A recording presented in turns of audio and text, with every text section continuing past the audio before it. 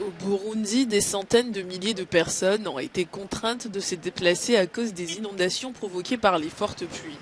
L'Afrique de l'Est connaît ces dernières semaines des pluies torrentielles qui ont causé la mort d'au moins 58 personnes en Tanzanie et 13 autres au Kenya. Au Burundi, ces pluies dévastatrices ont provoqué des inondations, glissements de terrain, vents violents ayant affecté plus de 203 900 personnes selon le ministre de l'Intérieur. Les faits sont là.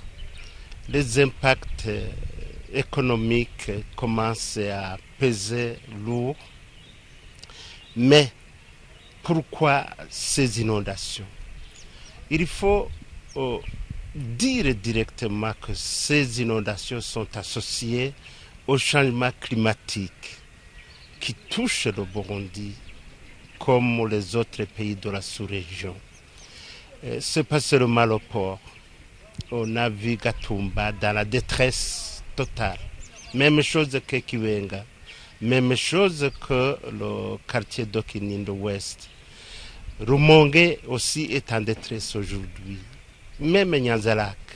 En fait, si vous voulez, c'est tout le littoral du lac Tanganyika qui est concerné. Le gouvernement du pays et l'ONU ont lancé un appel à une aide financière pour faire face aux effets dévastateurs des pluies saisonnières qui ont fait près de 100 000 déplacés. Depuis l'année dernière, les pluies et les niveaux d'eau augmentent ici. Petit à petit, les terres sont gorgées d'eau.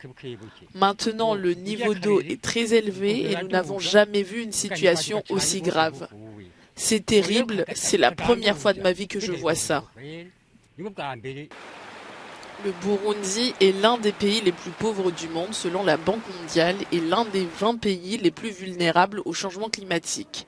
Le besoin d'assistance humanitaire dans ce pays concerne 306 000 personnes.